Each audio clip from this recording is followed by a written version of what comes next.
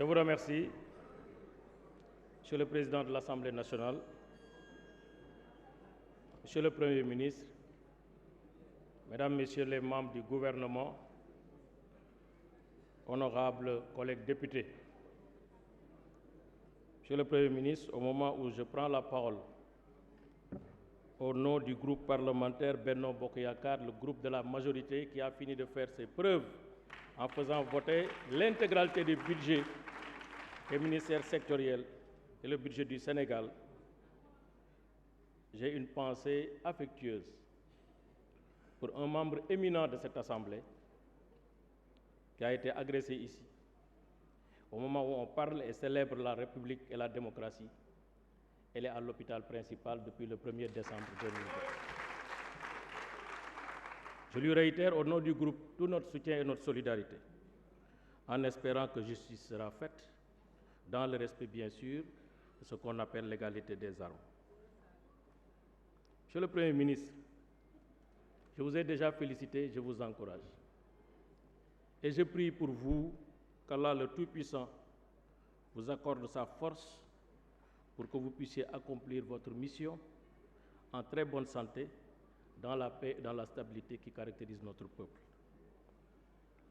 Monsieur le Premier ministre, les chantiers sont énormes. Les défis à relever sont importants, complexes, multidimensionnels. Mais vous connaissant, je sais que vous serez, vous et votre équipe, à la hauteur de la mission et des défis à relever. Vous êtes un homme de consensus, travailleur compétent, avec un parcours élogieux. Vous êtes donc à votre place. J'ai eu à le dire. Quand le ministre de l'Intérieur et le ministre de la Justice ont fait leur passage ici, j'ai eu à dire que le Sénégal connaît actuellement des mutations au-delà des crises énergétiques, des crises alimentaires, des crises de toutes sortes, connaît une ère nouvelle qui tend à rendre malade notre démocratie. Notre démocratie est malade aujourd'hui de ses acteurs.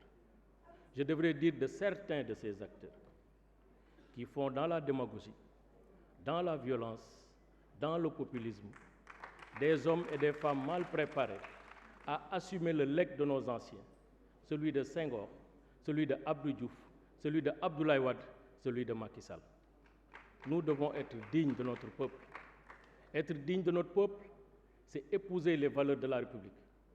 Être digne de notre peuple, c'est être un militant des valeurs de la République. Être digne de notre peuple, c'est être des militants de la démocratie et de la vraie démocratie. Les acteurs politiques, les vrais, ne sont pas obnubilés par les échéances électorales. Malheureusement, comme vous avez eu à le constater, chacun est venu ici pour parler de troisième mandat, de deuxième mandat, de Soufi Amé, Dinafi Amé, Doufi Amé, Dinafi Amé.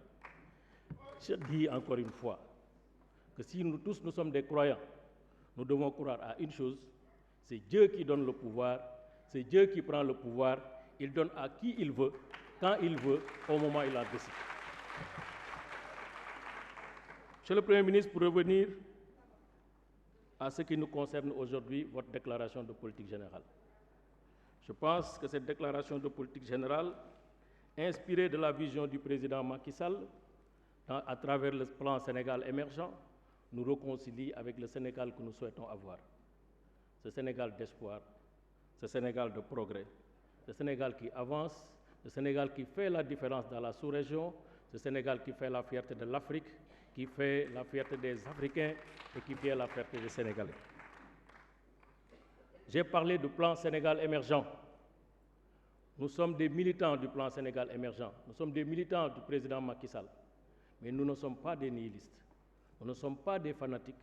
Nous ne sommes pas des hommes qui repoussons la vérité ou qui regardons la vérité avec le cœur sans la voir avec les yeux, avec le sens et la responsabilité. Depuis que le plan Sénégal émergent a été mis en œuvre, quelques secteurs ont été rapidement impactés. Je prends l'exemple du transport aérien, un trafic international qui évolue avec une croissance de 1000% entre 2020 et 2021. Des aéroports internationaux de classe mondiale, l'aéroport international Blaise Diagne, mais aussi la réhabilitation des aéroports secondaires pour construire ensemble notre hub aéroportuaire et logistique. Prenons l'exemple du Sénégal de progrès à travers l'éducation nationale. Plus de 500 milliards investis dans ce secteur, 15 000 salles de classe construites, 500 écoles élémentaires construites, 200 collèges, 50 lycées, la résorption du déficit des enseignants, sans oublier le programme important des abris provisoires pour construire l'école de demain, l'école du futur, l'école de la qualité, l'école de l'éthique, l'école de l'excellence. Oui, je suis un militant du Sénégal du progrès, le Sénégal qui construit sa santé, son système sanitaire, à travers 9 nouveaux hôpitaux depuis 2012, 18 centres de santé, 300 postes de santé, 21 centres de dialyse et des hôpitaux à travers l'élargissement de la carte sanitaire à Kaffrine, Sédhiou, Kédougou et j'en passe. Je suis un militant du Sénégal du progrès, le Sénégal des infrastructures routières, 2526 km d'autoroutes revêtues, 189 km d'autoroutes, 6500 km de pistes, 29 morts, Marsassoum, Foundiougne, le pont Sénégambie et j'en passe. Oui, je suis un militant du Sénégal du progrès qui réconcilie le Sénégal avec l'espoir, la réalisation de plusieurs projets routiers, la VDN 3 entre Golf, Tivaouane Peulh, Dinguiraye, Nioro, Keur Ayib, Touba, Dara, Linguère, Passy, Sokone, Keur Waly Ndiaye, Joal, Sambadia, Djifer, sans oublier le désenclavement de l'île à Morphine et bientôt le programme spécial de développement qui va désenclaver le Dandemayo, ce territoire riche de potentialités rizicoles et agricoles.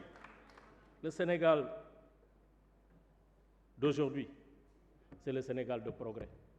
Ce n'est pas un Sénégal bi nga xam ne xuloo xeex dóorante saaga yàq sunu démocratie ak yàq sunu image du Sénégal moo ñu tax a jóg. Sénégal bi ñu am ci 2014 ba léegi mooy Sénégal boo xam ne ndox fi mu manqué woon tey on est à 98,5% d'accès à l'eau potable au niveau du Sénégal. Presque dama ne objectif de développement durable Sénégal remplir na ko. Sénégal bi ñu am tey mooy Sénégal bi nga xam ne électricité dafa jafe woon courant jafe tey ñu indi ay programme 150 000 lampadaires indi électricité fépp ba nga xam ne tey le taux d'électrification urbain est autour de 67%, le taux d'électrification rurale est autour de 52%. Sénégal bi ñu bëgg mooy Sénégalu jàmm ak teranga mooy Sénégalu yar ak teggin mooy Sénégal boo xam ne dañuy jël république mettre ko au cœur de nos actions, la démocratie dans nos pensées et dans nos esprits. Sénégal bi ñu bëgg mooy Sénégalu président Macky Sall bi nga xam ne dafay indi jàmm dafay def diplomatie, une diplomatie ouverte, une diplomatie d'influence, une diplomatie économique bi nga xam ne ñun moo ñu indi les investissements directs étrangers bi nga xam ne moom mooy indi croissance moom mooy indi emploi moom mooy indi jàmm ci réew mi. Sénégal bi ñu bëgg mooy Sénégal bu ubbeeku mooy Sénégal bu jox ñëpp tàllal ñëpp loxo kenn moomu ko te gis naa ko aussi ci sa discours nga ne un Sénégal sans exclusivité et un Sénégal boo xam ne kenn moomu ko loolu aussi la ñuy xaar ci nga xam ne ñoom ñooy jiite ñoom ñoo nekk ci.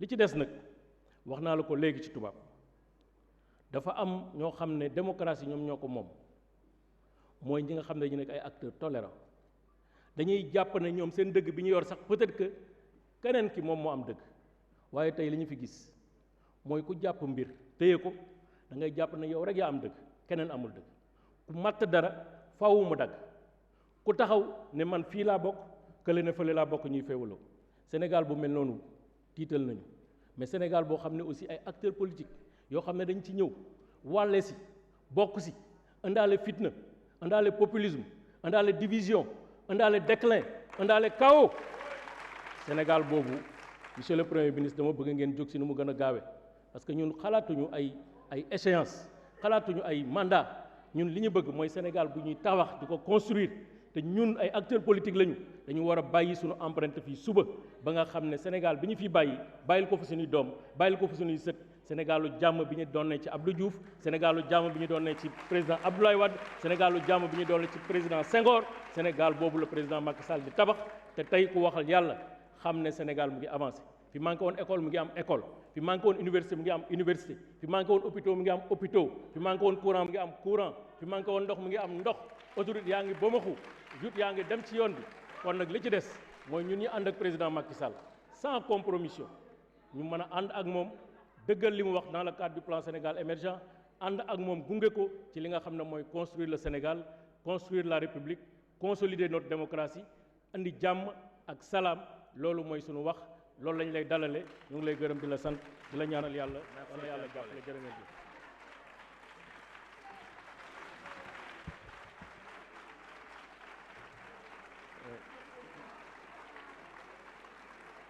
Voilà, la liste des orateurs est épuisée. Mes chers collègues, en vertu des dispositions de l'article